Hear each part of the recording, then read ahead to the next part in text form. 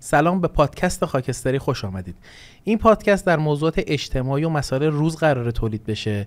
این قسمتمون اختصاص داره به موضوع همنوایی یا انطباق پذیری جمعی اجتماعی. خب این انطباق پذیری اجتماعی شاید یک کلمه قلمبه سلمبه باشه و ملموس نباشه که یعنی چی. بذار چند تا مثال بزنم که موضوع برنامه رو مشخص بکنیم. شاید شده توی جمعی یه کاری انجام بدید که بعداً توی خلوت خودتون پشیمون بشید از انجام اون کار، یا به یه چیزی اعتقاد داشته باشید وقتی که توی یک جمع قرار میگیرید میبینید بقیه دارن یه حرف دیگه میزنن، شما هم حرف اونا رو تکرار بکنید. در واقع انطباق پذیری جمعی یا همنوایی به این مسئله برمیگرده که اجتماع باعث شکلگیری تصمیم گیری ما میشه، رو تصمیم گیری ما اثر میذاره. حتی ممکنه چیزی ما بهش اعتقاد نداریم و بیایم بخوایم دربارش اظهار نظر بکنیم و باهاش موافقت بکنیم. هر قسمت از این پادکست سعی میکنم با یکی دو نفر گفتگو داشته باشم. تو این قسمت پیش دوست خوبم علیرضا حیدر هستم و قراره درباره انطباق پذیری اجتماعی با هم صحبت بکنیم، ابعادش رو بررسی بکنیم، مصداقاش رو توی ایران ببینیم به چه شکله. علیرضا، منم سلام عرض میکنم خدمت همه دوستان. در کنار استاد خودم هستم. یه مباحثه کوچیکی داشته باشیم در مورد مبحث تطابق اجتماعی یا همون همنوایی. این بحث تطابق اجتماعی همنوایی رو در واقع من به این دلیل انتخاب کردم چون قسمت دوم از فصل اول ماینفیلد رو که نگاه کردم دیدم به این مسئله خیلی خوب پرداخته، با یه سری آزمایش اجتماعی اومده این مسئله رو برده کف جامعه. توی آزمایش اول این برنامه در واقع میاد یه آزمایش تحت عنوان آزمایش اش که حالا مانیتورم اگر روشن بشه، آره، که میخوام اینو پلی بکنم یه تیکایشو با هم ببینیم. توی آزمایش اش میاد میگه آقا توی وقتی توی یک جمع قرار میگیری دو تا راه داری، یا حرفی که فکر میکنی درسته رو بزنی یا حرف اشتباهو بزنی ولی همرنگ جماعت بشی، یعنی این دوتا راه. آفرین، خواهی نشوی رسوا رو. اگه موافق باشی این آزمایش اینجا ببینیم. توی این آزمایش میاد یک بازیگری 5 تا بازیگر میاره و یک نفر که سوژه است. اون بازیگر قراره نسبت به واقعیتی دروغ بگم و بعد از یه مدت ببینیم عکس العمل اون کسی که بازیگر نیست چیه. من پلی میکنم، واضحه، حالا روش هم میتونیم با هم گپ بزنیم و صحبت کنیم. We have 5 professional actors that have been instructed to do as we say. Often they will be lying about what they think the answer is. But in position number 5, a real participant who has no idea what's going on will be seated. Now, their task is to match the length of the line on the left with one of the lines on the right. But what if everyone else in the room gave the wrong answer? Would you be bold enough to stick out and say what you saw, or would you just fit in because it's easier or less uncomfortable? Well, let's find out. So, welcome everyone. My name's Ron. Your task is to choose the line on the right that matches the line on the left. I'll just call on you individually, in order, 1 through 6. The calm before the storm. Okay, so let's begin. The first few times, we're going to have the actors say the correct answer to gain the trust of our subject. The correct answer here is 3. 3. 3. Number 3. Number 3. 3. 1. 1. Number 1. Number 1. Number 1. Now they're all going to start lying. The correct answer is 3. Let's see what our subject does. 1. 1. Pretty quickly, she appears to be confused. 1. واقعا گیج شده. پوزیشنی هم که قرار داره نفر پنجمه. 4 نفر پشت سرش دارن اشتباه میگن. و یه نفرم بعدش تایید میکنه. 3. فعلا داره مقاومت. 1. فکر میکرد بعدیه لاقل بگه 3. آره، You آفرین. can see participant 5 closing واقعا one eye تعجب and کرد. the other, trying to figure out why everyone's wrong, but she's not going along with them. Again, the correct answer is 3. Let's see what our subject does. Number 1. Number 1. Yeah, number 1. Number 1. 3. She's sticking to her guns, but she appears to be uncomfortable opposing the group. This time, the correct answer is 2. 3. 3. Number 3. Number 3. Number 3. تمام شد. واداد. 3. She's falling in line.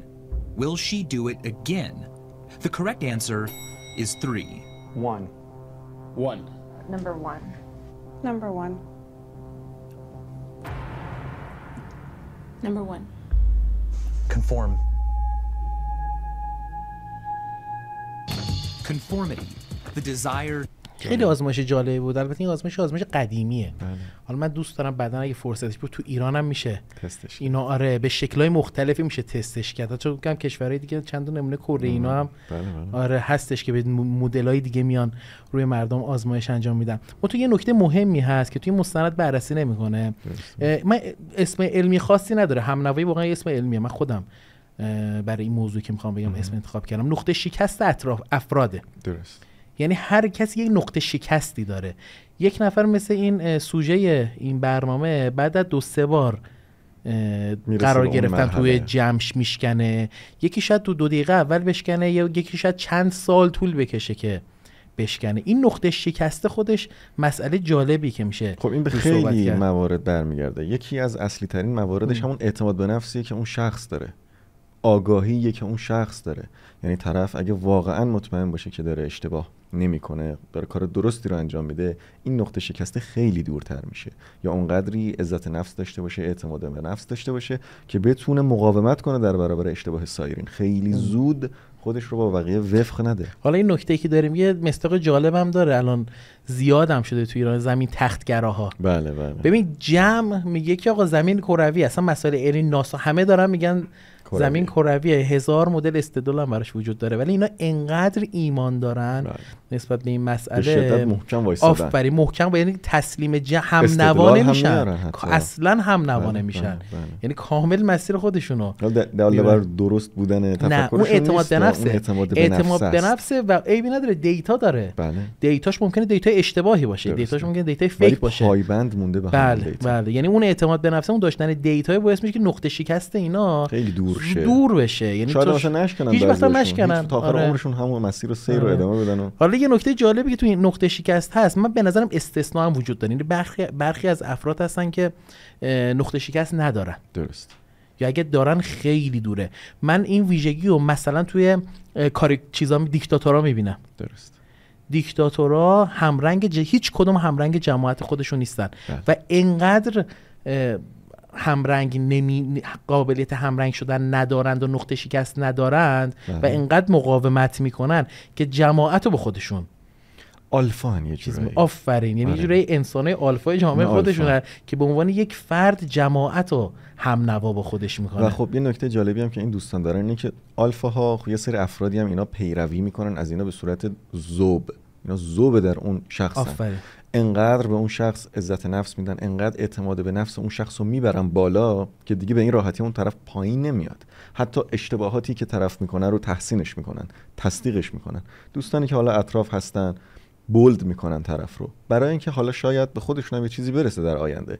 ولی یکی از این پوشایی که به این افراد آلفا میدن باعث میشه که اونا خیلی خیلی بیشتر نقطه شکستشون دورتر و شاید دست نیافتنی تر هم بشه. حالا این نکته که داره میگه تو میتونه توی کارگاه کوچیک، توی یک مدرسه هم اتفاق بیفته. توی یک جمع کوچیک بشه تا توی کشور.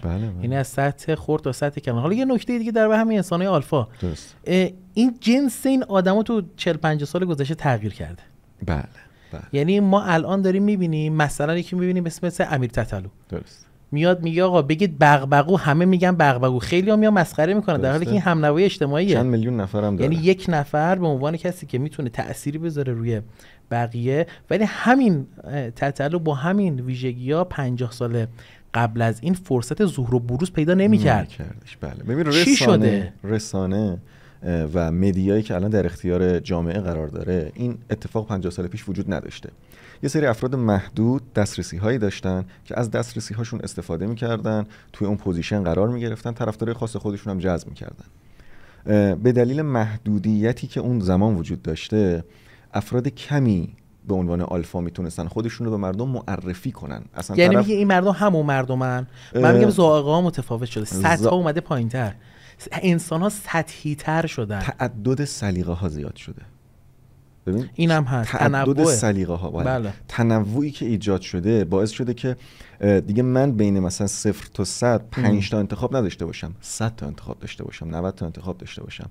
و خب ویژگی شخصیتی من، رسانه‌ای که داره روی من تاثیر میذاره، اتفاقات، تربیت خانوادگی، حتی تهاجم‌های فرهنگی، حتی کارهای فرهنگی، اینا همه باعث میشه که این تنوع به حدی زیاد بشه که مثلا یکی مثل تتلو هم بتونه چند میلیون نفر طرفدار جذب کنه. خب من این تنوع رو قبول میکنم درست. از تو، ولی بحث حتی تعداد کسایی که الان امیر تتلو رو دارن دنبال میکنن قابل توجهه. آره، یا اصلا بیایم مصداق داخل کشور بزنیم. اون به تعداد کسایی که مثلا یه سیاستمدار برجسته رو تو ایران دارن تو اینستاگرام فالو میکنن، دنبال میکنن، اخبارشو دنبال میکنن، اظهار نظرشو دنبال میکنن، خیلی کمتر از کسایی هست که مثلا بهنوش بختیاری رو دارن دنبال میکنن. درست. اینم باز برمیگرده میگم به اون آگاهی. ببین آگاهی اینجا خیلی مهمه. شاید سطح عمومی اون بازخوردی که از اون بهنوش بختیاری برفرض میگیره خیلی بازخورد مهربانانه تر، نزدیکتر، حرف دلمندتری باشه. خب سیاستمدار اصلا شاید تو این باغ نباشه. ما یه سری سیاستمدارم داریم که با مردم هم نوایی دارن، یعنی حرفایی رو میزنن که به مذاق مردم خوش میاد. به مردم ما یه سری توقعاتی دارن که دوست دارن از زبان یه نفری بشنون. بهشون برچسب پوپولیسم میزنیم. آره ما این کارو میکنیم. در حالی که اونا مسیر درسته رو دارن میرن. اونا میخوان مردم رو جذب خودشون کنن که این هم نوایی رو ببرن به سمت هدایت مسیر سیاسی کشور. ولی خب بازیگرا و سلبریتی ها موفق ترن تو این زمینه. موفق ترن. آره. خیلی خب، من نکته دیگه ای داری درباره این آلفاها، به اصطلاح آلفاهایی که جامعه رو هم نوا میکنن با خودشون هم نوای با جامعه نمیشن؟ قدرت شخصیتی خودشون رو میرسونه. ببین ما کاری نداریم که حالا طرف کارش درسته یا غلطه، نه، ما اصلا به این موضوع نمیخوایم ورود کنیم که آقا ایکس و ایگرگ و زد دارن کار درستی میکنن، آدمای درستی، نه، ما به این کاری نداریم. ما به این کار داریم که طرف میتونه خودش رو ارائه کنه و طرفدار جذب کنه. اینکه چرا طرفدار داره جذب میکنه برمیگرده به هزاران اتفاقی که داره تو پس زمینه جامعه کشور ما میفته. یعنی خلأهایی که برای مردم وجود داره، صداهایی که برای مردم وجود داره و دوست دارن از زبان یه نفر دیگه اینو بشنون. ممکنه فحش باشه، یعنی ممکنه یه نفر بیاد خوب فحش بده، یه تابویی رو بشکنه، من که آدم بد دهنی هم طرفدارش میشم. در واقع حالا یه زاویه دیگه هم بخوایم نگاه کنیم، یکی از ویژگی افرادی که کاریزما دارن اینه که این آلفا بودن هم هستن و میتونن بقیه رو به خودشون هم نوا کنن. یعنی اون بعد شخصیتشون و جاذبه شخصیتیشون باعث ایجاد کشش توی بقیه میشه. حالا اساسا این هم نوایی و انطباق اجتماعی خوبه یا بده؟ میشه ارزش گذاری کرد؟ نمیتونیم 0 و 100 بگیم که هم خوبه هم بده. ببین معمولا، حالا اصلا من نمیخوام حتی جهتگیری هم راجبش داشته باشم، هم میتونه خوب باشه هم میتونه بد باشه.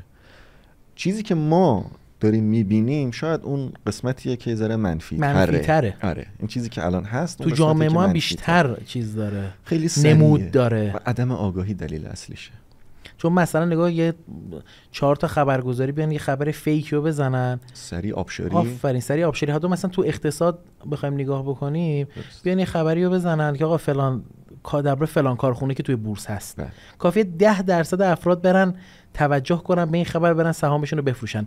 اون مابقی 90% میرن خبره رو نگاه میکنن، جماعت هم نگاه میکنن، آمارم نگاه میکنن، آفرین آمارم نگاه میکنن و هم نوا میشن و اصلا ببینی اون ارزش اون سهام به شدت سقوط میکنه. همین این برعکسش هم هست. آره حالا یه نمونه مثبتش هم توی هم نوایی اجتماعی شاید توی کمک به سیل و زلزله تو به مردم باشه. یه سلبریتی میره پای کار کمک میکنه، مابقی نگاه میکنه، یک جمعی از مردم میرن کمک میکنن، بقیه نگاه میکنن به این جماعت و میرن کمک میکنن. ولی شماره کارت میذاره، بالاخره هزینه‌ای واریز میشه. حالا مراجع مختلفی هم که اصلا این کارا رو انجام میدن. یکی از این تکنیکایی که تو هم نوایی استفاده میشه تو خندوندنه. خنده واگیر داره، خنده میگن واگیر داره. این تکنیک رو توی سیتکام هم استفاده میکنن. یعنی یک صدای خنده‌ای میذارن که از اون هم نوایی اجتماعی به استفاده ابزاری بکنن. این چون تو ذات انسانه، اصلا نمیشه از انسان موجود اجتماعی. آره، چون اجتماعی صدای خنده میذاره که تو با اون صدای خنده همراه بشی و بخندی. همین که من میبینم چند نفر دیگه دارن به این صحنه میخندن، خودش باعث میشه که آقا من از اون قالب سفت و سخت خودم بیام بیرون، بگم نه این موضوع واقعا خنده داره، بذار منم بخندم. شاید خیلی یار روشون نشه بخندن حتی، یعنی تا این حد ساده. درسته. یه چیز یه مصداق جالبی وجود داره درباره سینما، حالا که وارد خنده شدیم. بله. فیلم اینسپشن بله که فکر میکنم اکثرا هم دیده باشن، به نظر من به نوعی داره همین همنوایی اجتماعی رو نشون میده. بله. انطباق اجتماعی رو نشون میده. یک جمعی از افرادن وارد ذهن یک فرد میشن و میخوان نظر خودشونو که نظر دروغی هم هست، نظر اشتباهی، نظر کارفرماه در واقع ابلاغ کنن به اون شخص، تلقین کنن توی ذهن اون فرد. درست. و مرحله مرحله وارد ذهنش میشن تا این تلقینه انجام آره صورت بگیره. مصداقای دیگه هم داره. اصلا حالا این که میگم موضوعش موضوع همنواییه، ولی کلا خود فیلم و سریال ها ظرفیت و قابلیت ایجاد همنوایی در جامعه رو دارن. ما نمونهش تو ایران مثلا شبای برره، اون زمانی که پخش میشد مردم با لهجه اونا صحبت میکردن، همنوایی ایجاد شده بود بین مردم. تو مصداق دیگه ای سراغ داری؟ این مثلا میشه گفتش که حالا خود سریال اگه نخوام در موردش صحبت کنم، یه سری همنوایی‌هایی هست در مورد یه سری از سریال‌های خاص.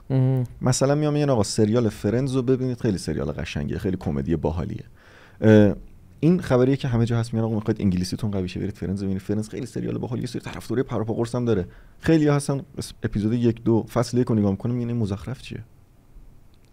ولی خیلی هم هستن که طرفدارشن، ولی ممکنه که واقعا هم دوست نداشته باشن، چون صرفا بقیه میگن که سریال خوبیه دوستش دارن. بعضی هم ممکنه واقعا دوست داشته باشن، یعنی بحث سلیقه است. نه میخوام اون حجمه‌ای که راجع به مثلا این سریال فرندز وجود داره رو در موردش صحبت کنیم. حالا یه محور جالب دیگه توی این همنوایی وجود داره، اونم اینه که لزوما همنوایی همیشه منجر به یه اکت و عمل نمیشه. بعضی وقتا منجر به بی‌عملی میشه. یه تئوری داریم تحت عنوان اثر تماشاگر. درسته. توی اثر تماشاگر خلاصش میشه این که میگه هر تعداد تو یک مواقع اضطراری، تو یک اضطراری که یک نفر نیاز به کمک داره، هر چی تعداد تماشاگرها بیشتر باشه، اون فردی که نیاز به کمک داره شانس کمتری داره که کمک بشه. آره کمک دریافت بکنه. آره یکی هم بحثش توزیع اجتماعی دیگه. یه توزیع مسئولیت اجتماعی اتفاق میفته، ولی خب این خودش یه همنوایی توش داره. یه همنوایی معکوسه که آقا چون بقیه کاری نمیکنن، میبینی تو بقیه هم کاری نمیکنن و تو هم کاری انجام نمیدی، یعنی میسپری به بقیه. ولی شاید اگه تو اون موقعیتی که حالا بر فرض یه نفری خورده زمین، دست و پاش شکسته، تصادف کرده، تنها باشی، بری بهش کمک کن. حالا این یه جا به ما کمک میکنه. من داشتم فکر میکنم به این مثال امروزی تر برای در واقع این اثر تماشاگر. شما توی فهم فضای مجازی، توی گروه ها، وقتی یه سوالی داری، یک مسئله میخوای مطرح کنی، بری توی گروه تلگرامی که آقا 50,000 تا عضو داره، سوالتو مطرح کنی، خیلی شانس کمتری داری که بقیه جواب بدن، تا اینکه بری توی گروهی که آقا 50 تا دونه عضو داره بخوای مطرح بکنی. اون موقع شانس بیشتری داری که بخوای پاسخ بگیری. مثلا ما چند تا حالت داریم تو اون گروه. 50,000 نفری در نظر بگیریم، یه سری افراد هستن که 24 آنلاین هم میان جواب مردم بدن. خب یعنی ببین یه تعداد محدودی ان که اینا همیشه دارن جواب میدن و همینا باعث میشن که بقیه فقط بیان سوالا رو بخونن، جوابا رو بخونن. یعنی خودش اصلا نمیخواد جواب بده. یعنی یه تعدادی زیادی از اون جمعیت تماشاچی ان که بیان سوالای بقیه رو بخونن، جوابم بخونن، یه چیزی به علمشون اضافه بشه. تو گروه‌های کوچیک‌تر ما اینو بخوایم در نظر بگیریم، تو هم گروه 50 نفره. خب تو اون گروه 50 نفره ممکنه یه نفر 2 نفر دیتای خوبی داشته باشن. من یه سوالی میپرسم که هیچ کدوم از اون 49 نفر دیگه نمیدونن. ولی اونا برای اینکه خودشون تو اون گروه اثبات کنن، طرف میره سرچ میکنه، میاد جواب منو میده. شانس بیشتری داری که جواب دقیق تری بگیری. بله. چون به قول تو میره سرچ میکنه. چون خیلی راحت تر اونجا میتونه مورد قضاوت قرار بگیره بین اون 40-50 نفر تا بین 50,000 نفر. بین 50,000 نفر گم آدم، ولی بین اون 40-50 نفر خیلی راحت‌تر و خیلی دقیق‌تر طرف مجبور جواب درستری به من بده، چون من راحت‌تر میتونم با اون طرف در تعامل باشم، ازش بپرسم چرا مثلا به من راهنمای اشتباه کردی. حالا دیدم یه سری محورم تو آماده کرده بودی، یه سری فایل به من دادی. بله، یه سری ویدیو آره هست. بریم از آزمایش اجتماعی بریم روی محورای شما.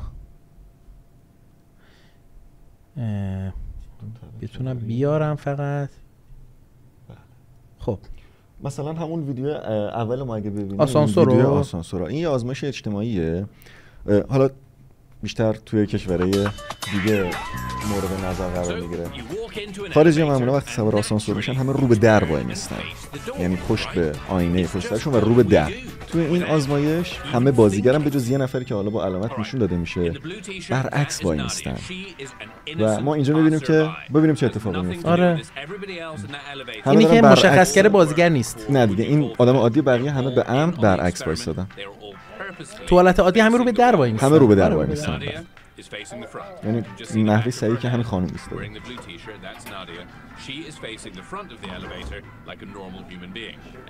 مشغول گوشیشه. بله. هنوز خیلی متوجه این اتفاقی که اطرافش افتاده نشده. آسانسور دقیقاً این تمام افرادی که دارن میرن و میان هماهنگن. همه بازیگر تو همه طبقات. بله تو همه طبقات. رفت آمدی که داره از این آسانسور انجام میشه همه برنامه‌ریزی شده. ببین جهتشو برگردون. یعنی تو اولین تعاملی که ایجاد افتاد نصف نیمه برگشته. یعنی هنوز که هنوز یه دو دل میچره همه معذب میشیم. ما معذب میشیم. وقتی توی جمع میبینیم آقا همه نمیخوایم الکی خودمون رو برعکس بقیه نشون بدیم. ببین کامل بریم برای بستر نگاهی انداخت همون دیگه. با یه طبقه جابجایی این خانم خودشو به محض که سرشو بالا گرفت دید اطرافیانشو خودشو تطبیق داد. این یه نمونه خیلی ساده از تطابق پذیریه. کاملا دیگه برگشت تمام خودشو همرنگ کرد. یکی از دلایلی که ما مطابق میشیم با بقیه اینه که نمیخوایم خودمون رو درگیر کنیم. الان من برای چی باید مثلا چون این چیزی که جزو خطوط قرمز من نیست. شاید هم بعضی وقتا نگرانیم میگیم شاید اینو یه چیزی میدونن که ما نمیدونیم، شاید یه ضرری بکنیم. عدم آگاهی است. اینجا میشه اون عدم آگاهیه که باعث میشه این طرف میگه شاید مثلا قاعده این ساختمون اینطوریه. حالا بریم سراغ مصداق بعدی ببینیم دیگه چی آوردی. مثلا اون نگاه به آسمان اگه ببینیم میخوایم اول ویدیوهای کوتاه‌تر ببینیم، ویدیوهایی که خیلی سریع مردم باهاش تطابق پیدا میکنن.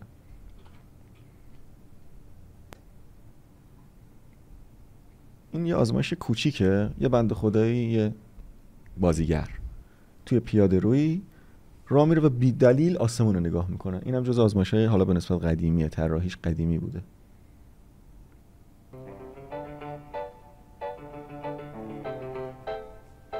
اینم جز چیزایی که ضرر نداره. الان من نگاه کنم نکنم، ولی میخواد بگه که انسان انقدر موجود اجتماعی میتونه باشه و کنجکاو. ببین بعضی وقتا از سر کنجکاوی اینجا میتونه از سر کنجکاوی میتونه احساس خطر باشه حتی.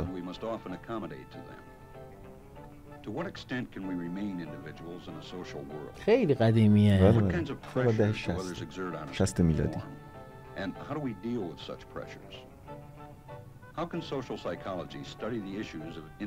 اون خانم وقتی شروع میکنه خانم بازیگره، وقتی شروع میکنه با آسمون نگاه کردن اینجا یک نفر بازیگره بقیه رو داره هم نوا میکنه. فقط یک نفر. یعنی برعکس مثال قبلی که یک جمع یک نفر رو میخواست هم نوا کنه، اینجا یک نفر میخواد یک جمع رو. ببینید چه اتفاقی میفته. تقریبا یه درصد قابل توجهی از مردمی که رد میشن وای میسن آسمون رو نگاه میکنن.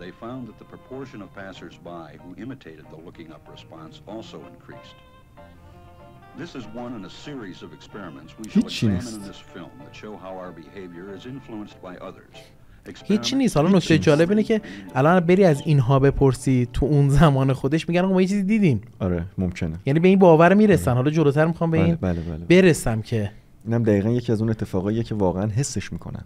دیگه چیز دیگه ای هستش که لازم الان ببینی و جلوتر ببینیم. جلوتر هم ببینیم. حالا دو تا رو گفتیم ببینیم که یک موضوع دیگه ای توی این همنوایی وجود داره. ناهماهنگی شناختیه. یعنی چی؟ یعنی ما به یک چیزی باور داریم ولی عملی که انجام میدیم چیز دیگه ایه. بله. در نتیجه همنوایی اجتماعی، یعنی من توی جمعی قرار میگیرم همه دارن گل میکشن. بله. توی جوونای الان هست دیگه. من میدونم که این گل برای من ضرر داره، میدونم که معنی شدم که این کار رو انجام بدم، ولی اون کار رو انجام میدم که همرنگ اون جماعت بشم، اون جمع دوستان بشم، اون جمع از دست ندم، پس نخوری. اینجا یه تنش شخصیتی به وجود میاد، دوگانگی. آره یه تنش به وجود میاد داخل فرد. چرا؟ چون به یک چیزی اعتقاد داره ولی داره یه کار دیگر رو میکنه. اینجا دو تا مسیر بیشتر برای اون فرد من متصور نیستم. یا باورش باید تغییر کنه، دانشش باید تغییر بکنه، خودشو گول بزنه. آفرین. یه وقت هست ما خودمون رو گول میزنیم، اینطوری خودمون رو راحت میکنیم که توجیه میکنیم که اون آرامش رو پیدا بکنیم، اون تنشه داخلمون وجود نداشته باشه، یا اون رفتاره رو باید ترک بکنه. یعنی به جز این حالت دیگه ای نداره. یعنی چون اگه میخواد ترک کنه که اون جمع از دست میده احتمالاً، حالا با توجه به عدم اعتماد به نفسی که داره نمیتونه خودش رو به روش دیگری به اون جمع نزدیک کنه، هرچند ممکنه اون جمع براش مضر باشه، یا به قول شما دیدگاهش رو عوض کنه. من به نظرم میاد نسل ما که شاید قبل از نسل زد باشیم، این ناهماهنگی شناخته توی ما خیلی بیشتر بود تا نسل فعلی. یعنی نسل فعلی نسبت به اون چیزی که ما تصور میکردیم مضره، تصور میکردیم که حالا یا دانشش رو داشتیم یا تصور میکردیم سیگار کشیدن ضرر داره، گل کشیدن ضرر داره. اون نسل جدید دهه 80 دهه 90 اساساً اصلا اون آگاهیه رو نداره. اصلا اون شناخته رو نداره. یعنی وقتی که داره یک موادی رو مصرف میکنه، یک فعالیت اشتباهی رو انجام میده، نسبت به اون فعالیت اشتباهی آگاهی که داره، آگاهی که این کار خوبیه، آره کار مثبتیه. یعنی با نسل ما تعامل کردن یه مقدار راحت تر بود، ما پذیرشمون آره چرا؟ چون الان تو بعد رو آگاهی نسل جدید کار بکنی، آگاهی که قبول نمیکنه، چون الان منطبقه با رفتارش، منطبقه با رفتارش. یعنی دارم من یک اعتقادی دارم که گل کشیدن ضرر نداره، گلم کشیدم و تا الانم ضرری احساس نکردم. هزار تا برای مثال میزنه، میگه آره فلانی آفرین با بزرگ من نمیدونم 100 تریاک میکشید تا فلان سال زنده موند، فلان ورزشکار 40 سالگی سکته کرده مرده. دقیقاً همینه. خب ببین سوء استفاده شده ازشون، اینا که از آسمون که یاد نگرفتن، که رها شدن، هم رها شدن، هم از طرفی یه سریا به اینها یه سری تلقین ها کردن، رها شدن، یه سری چیزها رو دیدن، یه سری لذت ها رو چشیدن، لذت های اشتباهی رو چشیدن، به مذاقشون خوش اومده، مسیر زندگیشون متفاوت شده. ببین بعد که مثلا تو همین بحث مصرفه، ما عمرمون محدوده، روزمون 24 ساعته. درست. توی زمان ما اینقدر حجمه دیتا، مس اینفورمیشن، دیتای تبلیغات، تقاضاهای مختلف برای گجت‌های مختلف، اینا نبود. ما یک فرصتی همون کنار داشتیم که مثلا به حرف بزرگتری گوش میدادیم، یک کتابی میخوندیم، فرصت داشتیم. ولی نسل جدید عملا اون فرصت رو نداره که بخواد آگاهی رو پیدا بکنه. و آگاهی شده چیزهایی که غالب و آماده به خوردش میده و خودشون هم میگیرن. نسل جدید آگاهیشو از خودش میگیره. ما از بیرون خودمون میگرفتیم. یعنی ویژگی واقعا نسل ما این بودش که نمی اومدیم از ببینیم همکلاسیمون چی میگه بریم اون کار انجام بدیم، جمع دوستامون چی میگه. همیشه میگفتیم آقا یه بزرگتری باید بریم ببینیم، یه تلویزیونی نگاه میکردیم، میگفتیم آقا یه فیلم، یه کتابی میخوندیم و اون دانش که از اون کسب میکردیم و ارجح میدونستیم به اینکه حالا مثلا رفیقمون بخواد حتی کلکلم میکردیم. آره تو داری اشتباه میکنی، بابای من این ولی این نسل نداره. این نسل یک دست تره، با خودشونن. یک دست تره ولی یک دست مثبت نیست. متاسفانه نه یک دست مثبت نیست. چیز دیگه ای داری بخوایم با هم ببینیم؟ ویدیو هست اگه بخوایم ببینیم. آزمایش‌های جالبی هم داریم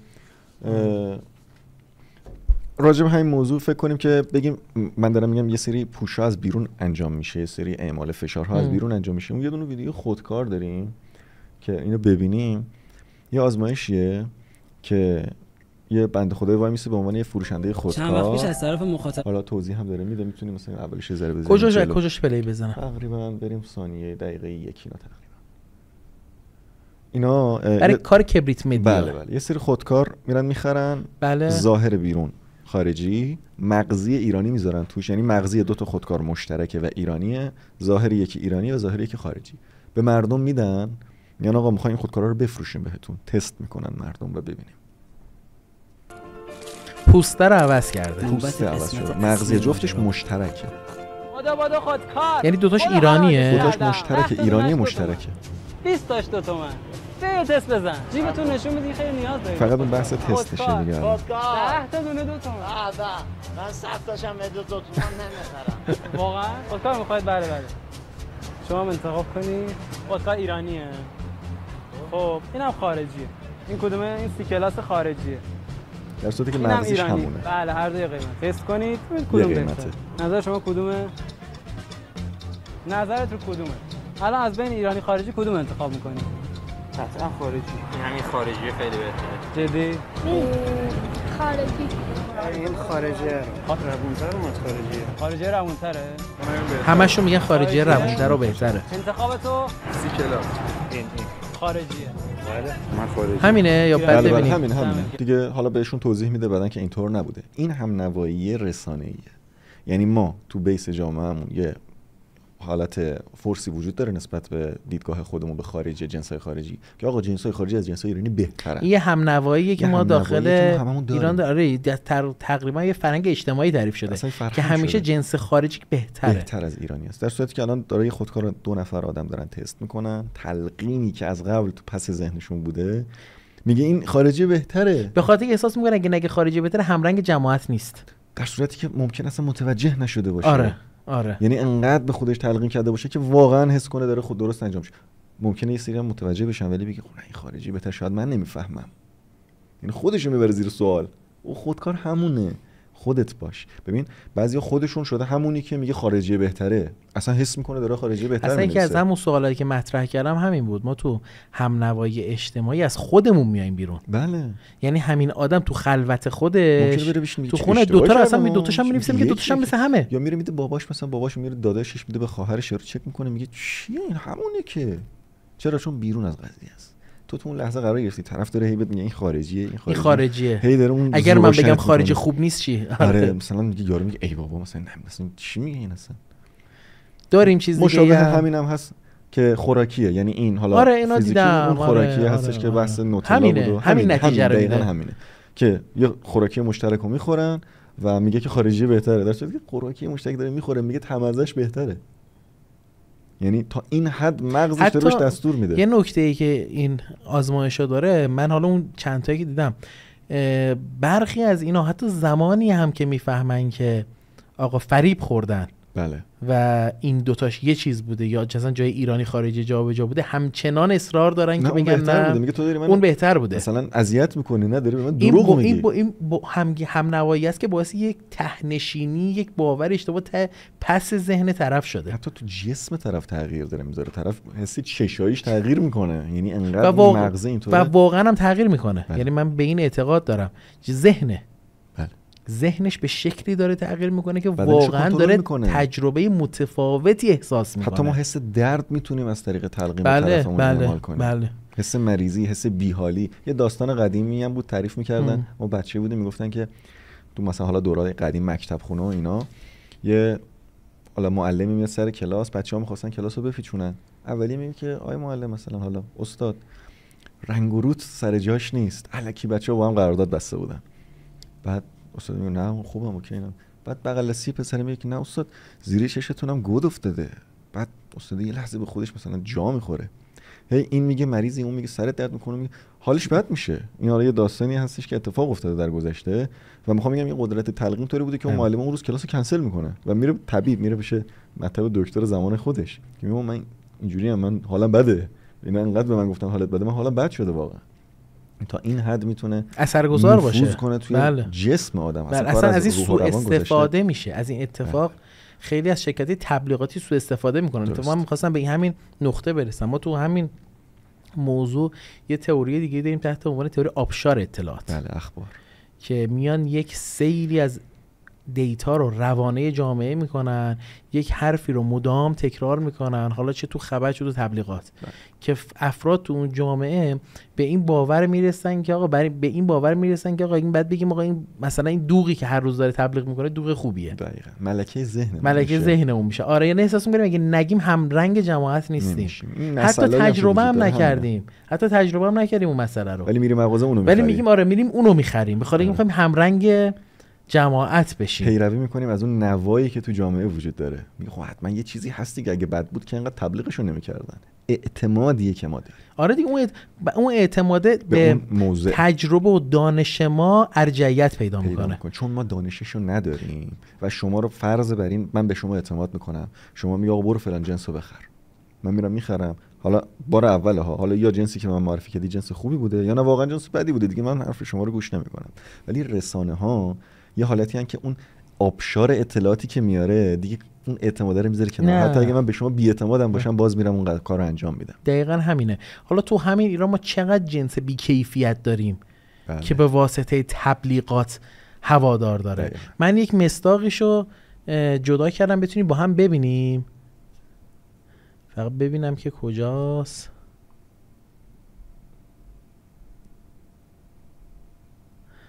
مصداق کیک گل محمدی. خیلی هم بولد شده بود. بله توی توییتر که خیلیا می اومدن میگفتن آقا این کیک زندگی ماست، این کیک خیلی کیک خاصیه که ما دوست داریم و فلان بهمان. حتی طرف میرفت تو انگلیس میبرد لب لب اون پل معروف تو انگلیس عکس میگرفت از اون پدیده.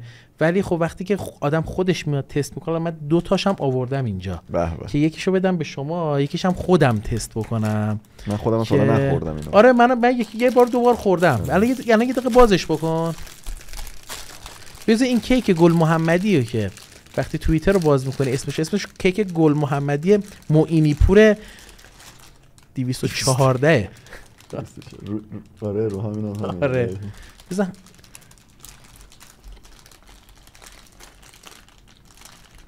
واقعا وقتی میخوایی خوشگه. یعنی همین الان من چون قبلا هم خورده بودم زیاد نمیتونم ازش بخورم، همین الان تو بازار ایران کیک هایی رو داریم که واقعا خوشمزه است. میشه دانمارکی مونده است. آفرین. یه چیز عجیبیه اصلا. مزه روغن توش مشخصه، کیفیت پایینش مشخصه، ولی ظاهر زیباش. آفرین. ولی وقتی که میان توی چیز مطرحش میکنن، میان توی جامعه مطرحش میکنن، همه میافتن دنبال که آقا کیک گل محمدی نایاب شد، کمیاب شد. حالا ما آره، ولی حالا این وسط جالبه چند نفرم بودن که من پیدا کردم حساب میگه نظریه نامحبوب. یعنی چی؟ یعنی آقا به من حمله نکنید، میدونم که الان من مورد حمله قرار میگیرم اگه بگم این خوب نیست، ولی وقتی رفتم امتحان کردم واقعا چیز خوب. اینا کسایی هستن که نقطه شکستشون دوره شبه آلفا. آره میتونن آلفا باشن. بله. اینا کسایی هستن که تحت تاثیر اون جو قرار نمیگیرن. با اینکه میدونه آقا نظرش نظر نامحبوب توی جمعه، اون ممکنه بهش حمله بشه، جمع باش مخالفت کنه، ولی از رو آگاهی تجربهش خودش اعتماد داره. آفرین. این انسان‌های جلوتری نسبت به بقیه. حالا من کاری ندارم، ممکنه یکم ذائقه‌ش این باشه این کیکو بخوره با جذاب باشه، که جذابیه. آره چون بحث چشاییه. سوشی هم قبول داری همینه؟ بله سوشی افتضاحه ولی همه میخورن. اصلا به میل ما، به مذاق ما شاید خوش نیاد.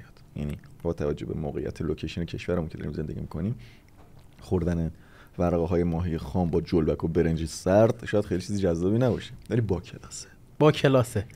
و همه میگن اونی که امتحان کرده میگه خوشمزه است. آره. چند تا مصداق دیگه هم خودت داشتی تو این زمینه. آره داشتیم صحبت می‌کردیم. قهوه خوردم. الان چند ساله که رو بورس اومده شده نشانه ای از روشنفکری. تز میذارن بعد طرف میره اسپرسویی که مزه لعنت خدا میده رو میخوره و به به و چه چه میکنه. قبلش هم یه شات آب سفارش میده بخوره زبونشو بشوره که کامل اون مزه زهرمارگونه اسپرسو رو بشینه به دل و جانش و لذت هم ببره. حالا ممکنه یکی هم واقعا لذت ببره. ما به این افراد کار نداریم، به سلایق اون افراد کار نداریم. ما به هم نواها کار داریم. خیلی ها هستن که با رویکرد هم نوایی دارن اونو تایید میکنن. رفتن کافه توی جلسه کاری عذاب میکشه، داره اذیت میشه ولی میخوره. عذاب میکشه و تعریف میکنه. بله میگه آی برات میخوام درس بخونم، شب بخورم، خوابم نبره، فلان نشه، 20 سال نشه. یا توی جلسه کاری من برام پیش اومده بود یه تعداد از دوستان بودن قهوه خور نبودن ولی اینا تو اون شرایط قرار گرفتن، انواع اقسام مدل‌های مختلف قهوه رو سفارش دادن و نمیتونست بخوره. تو جلسه نشسته بود، یه قلوب میخورد نمیتونست ادامه بده. بعد میگفتش که این چیه که شما دارید میخورید؟ نه تا این حد میگفتم چایمون مگه چش بود. من نمیگم بده ها، دارم اون بحث همنوایی رو فقط داریم اونجا. بله. خیلی هم خوبه، خیلی هم بجاش درسته، خیلی هم لازمه، خیلی هم مورد نیازه. بعضی هم دوست دارن، بعضی هم دوست دارن، مفید به فایده هم هست. ولی قبول بکنید که خیلی‌ها دوست ندارن و بالاجبار برای اینکه هم رنگ بشن، برای اینکه اون موقعیتشون رو از دست ندن، دارن از این گزینه استفاده میکنن. یک موضوع دیگه ای هم که تو این بحث همنوایی اجتماعی به نظر اومد بحث هیستری جمعیه. موضوع مسمومیت دخترای مدرسه‌ای که ما تو ایران داشتیم که دو مدل همنوایی تو این وجود داره.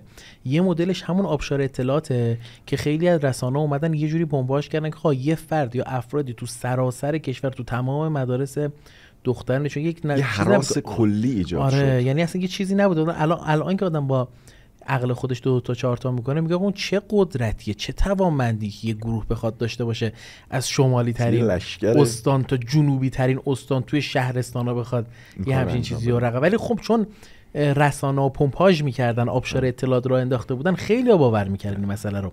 یک هم نوایی اجتماعی اونجا اتفاق افتاد، یک هم نوایی هم بین خود دختر اتفاق افتاده بود.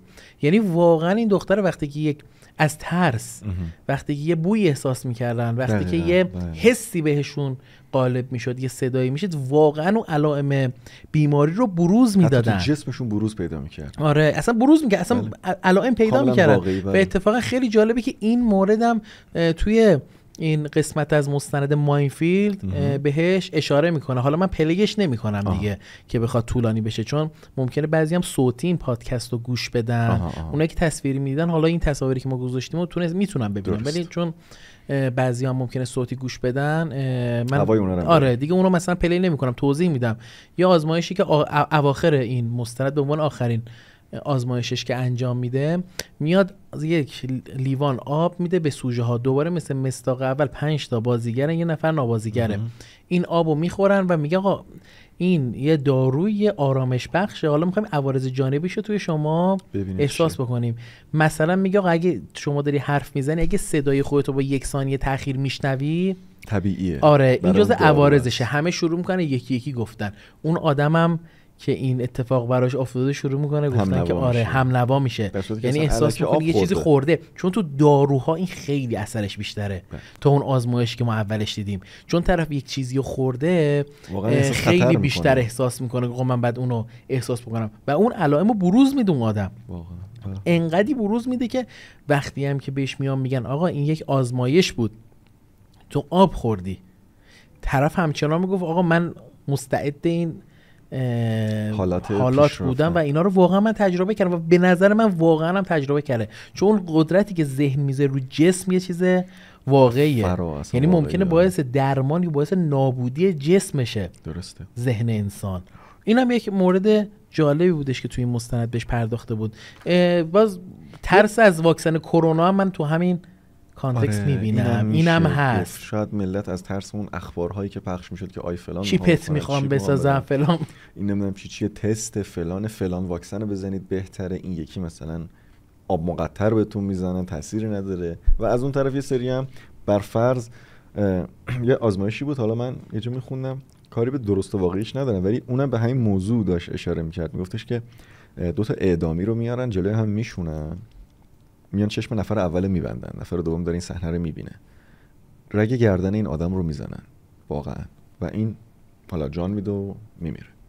اینو برمیدارن میبرن، نفر دومی که این صحنه رو کامل دیده بوده میان چشمشو میبندن، یعنی استارت میخوره براشون قضیه، با یه تیغ کندی رو گردنش میکشن و آب ولر روی گردنش، رو محل خونریزی فیکش آب ولر میریزن. بعد از چند ثانیه اون آدم همون علائمو نشون میده، سکته میکنه و میمیره. اینا خیلی دیگه تو آزمایشون جدی بودن. آره این آزمایش تخیلی جدیه دیگه. نه واقعا به نظر من هست، یعنی بگه سرچ بکنیم شاید مستاقای جالبی از این مسئله رو پیدا بکنیم. زیاد داشتیم. نکته دیگه به ذهنت میرسه توی بحث همگرایی با هم گپ بزنیم دربارش، هم نوایی؟ یه سری از دلایلی که ما هم نوا میشیم با مردم اینه که ما نخوایم خودمون رو درگیر کنیم. من کلا مثال دسته‌های مختلفی از آدما رو که در نظر بگیریم، یه سری آدما کلا هم نوان، کلا هر جا میرن میشن همون رنگی. ضعیفن از نظر روحی ضعیفن. با رئیسش صحبت میکنه چون ایده‌ای از خودشون ندارن. کلا آدم‌های زیر دستی وابستن، نمیتونن مستقل باشن، نیاز دارن یکی بهشون دستور بده. خودشون مجری نیستن، اجرا کننده به صورت بالفطره نیستن، مستقل نیستن.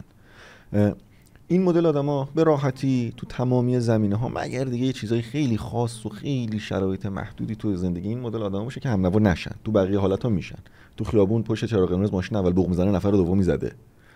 تو استادیوم رفته نشستی آدم متشخصیه ها، ولی آدم ضعیفیه. آدم متشخصی نشستی جلوش فوش میده، این پشت سر اون فوش میده.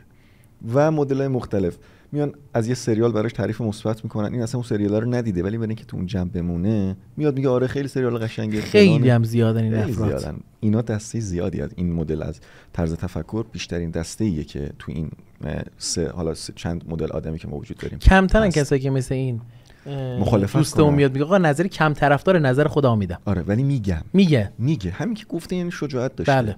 این آدم برای یه چیزی واقعا بی ارزش. ببین این موضوع بی ارزشیه. این آدم وقتی سر یه چیزی بی ارزش نظر واقعی خودش رو میگه، خودش رو درگیر میکنه، خودش رو در مزن اتهام قرار میده، این قطعا آدمه که سر مواردی که مهمتره به شدت وای میسته. بله. به شدت پای اعتقاداتش وای میسته. به شدت وای میسته. حالا انواع و اقسام اعتقاداتی که ما داریم.